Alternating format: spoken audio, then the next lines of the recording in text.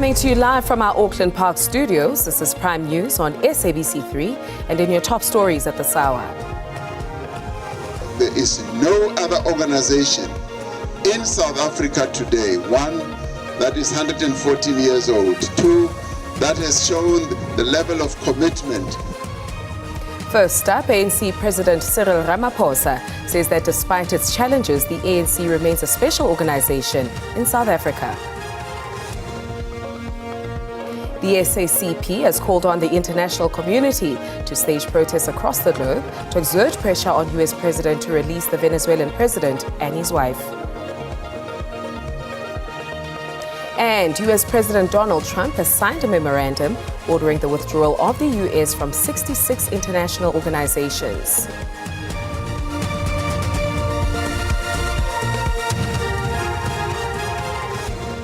Get ready for the stories that matter tonight on Prime News on SABC 3.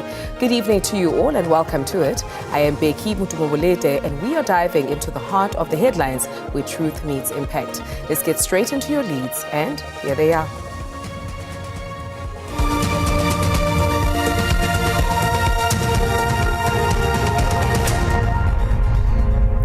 We launch with this. ANC President Cyril Ramaphosa says that despite its challenges, the ANC remains a special organization in South Africa.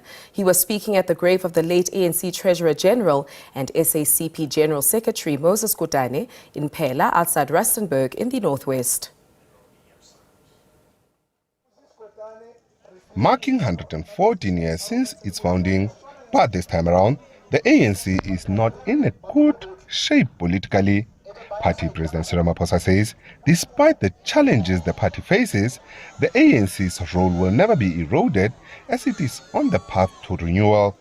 There is no other organization in South Africa today, one, that is 114 years old, two, that has shown the level of commitment that the ANC has shown in improving the lives of our people, three, that has changed South Africa around. A thorny subject is how to navigate the 2026 local government elections after its ally, the SACP, resolved to go at it alone in the future. The alliance is not going to die. All of us as leaders of the various components of the alliance, we've committed ourselves to renewal. The relationship between the two became strained after the Communist Party cried foul, arguing that the ANC was not taking it seriously. At the heart of their differences is the reconfiguration of the alliance or the lack thereof. We've accepted the SACP's decision to contest for elections. We are going to be settling down with them and discuss the full details of all that. And we've agreed that we are going to have an engagement and have a proper discussion. Ramaphosa visited another king in the area, Kgosi Godfrey Ramosetlo Gasebone of Bakwena Bahamoraro Nation in Phela, the birthplace of the late struggle stalwart Moses Kotane. Kotane was a Treasurer General of the ANC and the longest-serving General Secretary of the SACP from 1939 until his death in 1978, during a time when the two parties were inseparable. And in keeping with the tradition, the party visited his last resting place to pay their respect. Ntlantla Khatlhane, SABC News, Phela in Rustenburg. Meanwhile, political analysts have differing views on whether the ANC's leadership should look beyond the party's membership in search of mayoral candidates. This as the ANC gears up for the local polls that are expected to take place later in the year. 2026 is a crucial year on the electoral calendar and equally important for the ANC, as the party will be reflecting on 114 years of its existence. It will also use the opportunity to launch its election campaign.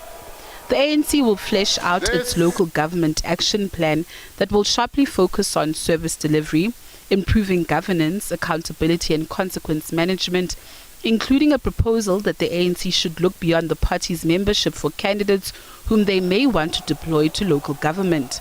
One analyst believes this could result in a backlash from ANC members, citing that the branches of the party will need to discuss and deliberate on the matter.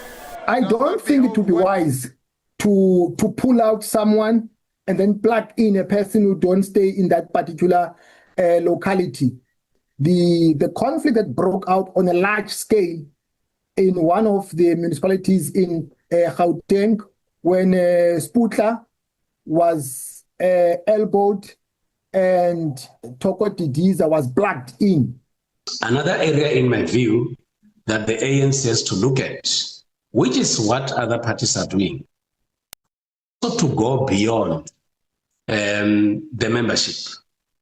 There are people who have the capacity to make an even much bigger impact. The party has since strengthened its selection guidelines for its candidates who will be contesting the polls.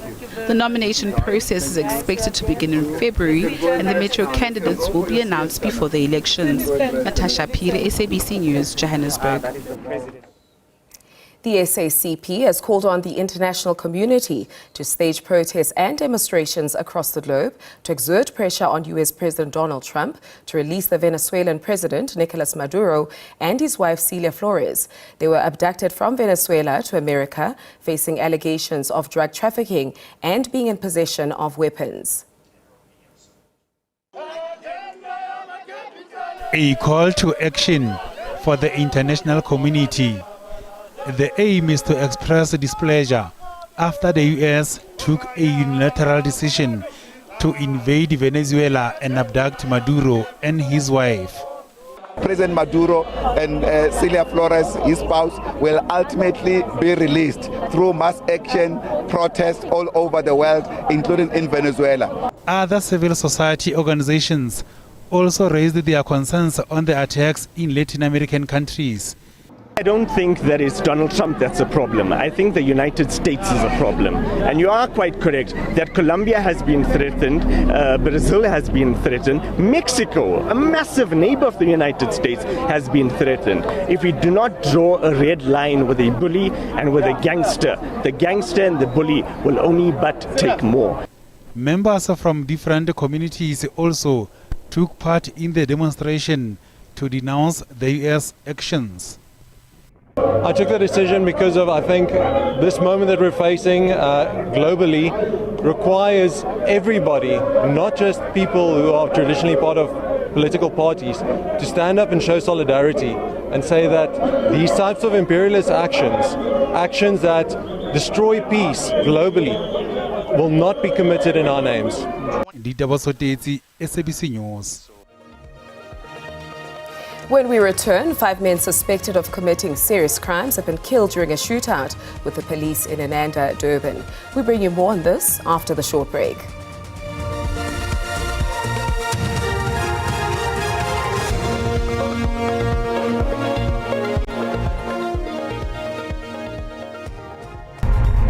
Welcome back to Prime News on 3. 5 men suspected of committing serious crimes have been killed during a shootout with the police in Inanda, Durban. Police say that members of the provincial tracing team were searching for the criminals when the shooting ensued. Yet another police crackdown in the crime-ridden area of Inanda in northern Durban has left 5 suspects dead. Police say they were acting on intelligence when they pounced on the suspects in this house in the Bester area. When we got information that they were hiding in this house, we came this morning, announced our presence, and the suspects opened fire at the police. Police were left with no other choice but to return fire. And during that shootout, 5 suspects were shot and fatally wounded. The mother of one of the men killed had a tough task of identifying the body of her 26-year-old son, Lindokuhle Mnyandu. I didn't know about this. I was also shocked to hear that he was killed, but I have accepted what has happened. Some residents say not all of the men killed were criminals. I'm not happy at all because you can ask even a child and you would learn that he did not do anything wrong. Carlos was loved by everyone. He used to chill with his friends and drink the whole day. He never did anything wrong. Police say the operation is part of a broader crackdown on violent crime in Inanda and surrounding areas. The Besta shooting comes after 2 suspects were gunned down at the Ezimangweni area on Tuesday night. Zanele Buthelezi, SABC News, Inanda, Durban. Security concerns raised by private investigator Paul O'Sullivan and businessman Brian Mogotsi have sparked a sharp debate around virtual testimony before the ad hoc committee looking into concerns around national security. The committee is investigating allegations of criminal infiltration, corruption and political interference in the justice and criminal system made by the KwaZulu-Natal Police Commissioner, Lieutenant General Nhlanhla Mkhwanazi last year. Both O'Sullivan and Mogotsi have been lined up to testify before the ad hoc committee. O'Sullivan is among other things accused of wielding too much power in the justice system, while Mogotsi is linked to the allegations around the disbandment of the political killings task team. At least one security expert says effective interrogation depends on physical presence and the ability to read a witness under pressure. I'm not very comfortable with virtual testimony or virtual questioning or cross-examination as I have seen it taking place before in a court. I think one of the important things is to see demeanor visible in the way what the person projects him or herself while saying something or making an affirmative statement or making under pressure needing to respond. One political analyst echoes the view that security concerns can be managed without compromising parliamentary process. These are people who are roaming around South Africa freely and traveling even overseas without telling anybody about needing extraordinary protection. The ad hoc committee will meet again next week to finalize its program and the resumption of oral hearings. Mkokeli Bandla, SABC News, Parliament. Also on our radar, 17 houses in Bryanston, north of Johannesburg, are now under investigation for possible hijacking. City of Johannesburg officials led by City Manager Floyd Brink raided a property in Bryanston believed to have been hijacked. The homeowner returned from holiday to find their house illegally occupied and transformed into an informal settlement. During the operation, 2 firearms and a couple of vehicles were seized. Property hijackings are increasing at an alarming rate across the city of Johannesburg. One male suspect, believed to be the landlord of the hijacked property, has been arrested and will be charged with fraud. 10 individuals, both South African citizens and foreign nationals, were found occupying the property during the crackdown. We can also report that there's about 17 or so similar houses or so that we've started to investigate in Ward 102 and 104, and we will be having a zero tolerance throughout Joburg in the next few weeks. A resident and a visitor found at the property who did not want to give their names also shared their experiences following the raid. By the origin, I'm from Malawi. Here in South Africa, I'm staying at Brett's. So how did you know about this particular property? There's nothing that I know about this place. It's only that yesterday I was coming from Joburg side, so I had to pass by here because there was some stuff that I had to drop off here. So when I reached the gate, then I had a breakdown of my buggy, so I had no option because it was late. So there's someone whom I know who stays here. Then I asked if I can leave the bike here so that today I should come with the mechanic. Then the guy accepted my proposal, so I left my vehicle here. Officials say there are ongoing investigations into the issue of hijacked properties in all parts of Johannesburg. Tato Letaba, SABC News, Bryanston, Johannesburg. The government of provincial unity in KwaZulu-Natal is not on the verge of collapse, despite the decision of the National Freedom Party to withdraw from it. That is the view of the ANC, IFP and the DA. The NFP held the crucial kingmaker seat that provided the coalition with its narrow 41-seat majority. The IFP, as the leading party in the province, has sought to downplay the crisis, dismissing claims of a collapse as mere speculation. The DA has taken a stabilizing approach, calling on the IFP and ANC to urgently convene a meeting to resolve the impasse. While the NFP has not fully ventilated the specific reasons for the withdrawal, the party has previously stated poor governance under the leadership of Premier Tamian Duli, and that the MK party, the largest party by vote share in KZN, should be given a leading role in governance. The ANC in KwaZulu-Natal has now written to the NFP requesting an urgent meeting. The government of provincial unity remains stable in the sense that the government can only change if we follow one of the scenarios, which is Section 141, subsection 2 of the Constitution. Other coalition partners say they respect the NFP's decision but remain committed to the GPU. Meanwhile, political analyst Professor Beki Mngomezulu believes the withdrawal could have serious implications for the KZN government. To come right now at the tail end, then it means that there is something that happened within the coalition which has basically left him convinced that what he signed up for is not what he's getting. Then, out of disgruntlement, he's now pulling out. The NFP is expected to hold a press briefing on Friday. For SABC News, I am Jade Paulser in Durban. After a short breather, the U.S. president has signed a memorandum ordering the withdrawal of the United States from 66 international organizations.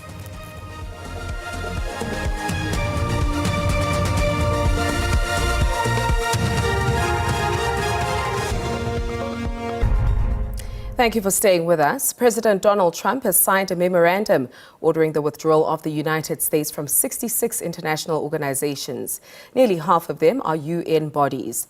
Trump said that the organizations operate contrary to U.S. interests. He said that some of them make decisions that undermine American sovereignty or economic priorities.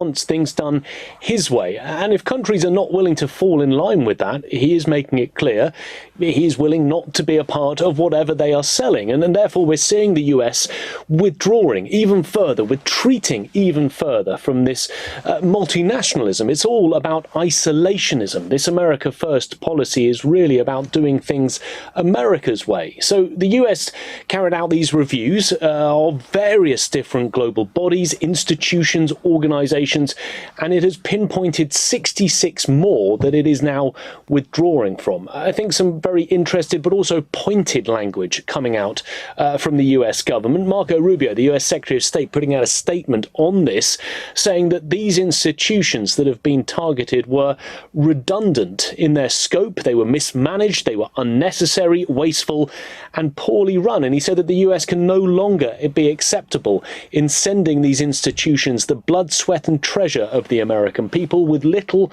to no show for it. To check the pulse of our southern skies, let's cross over to the weather desk for the details. Your weather forecast is coming up next.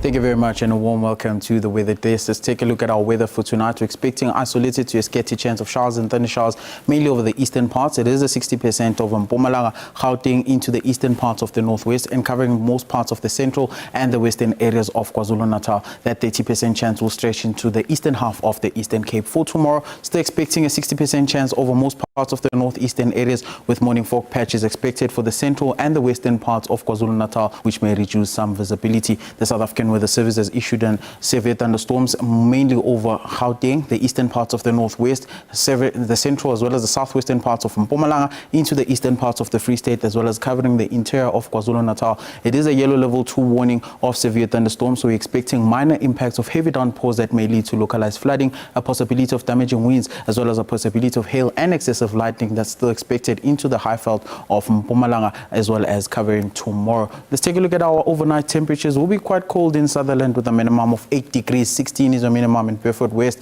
In the Western Cape, quite cold. Chilly evening in Cape Town with a minimum of 16 degrees. To the northeastern parts, quite cool in Musina with a minimum of 20. But if you'll be in Polokwane, can expect a minimum of 18 degrees. Warms up very nicely tomorrow in Polokwane with a maximum of 30 degrees. 30 is a maximum in Pretoria. To the southwestern parts, we're expecting hot conditions. Beaufort West will peak at 32 degrees. Once we get to Worcester in the central part of the Western Cape, can expect a maximum of 30 degrees for tomorrow. And that's it from our weather. Have a good evening.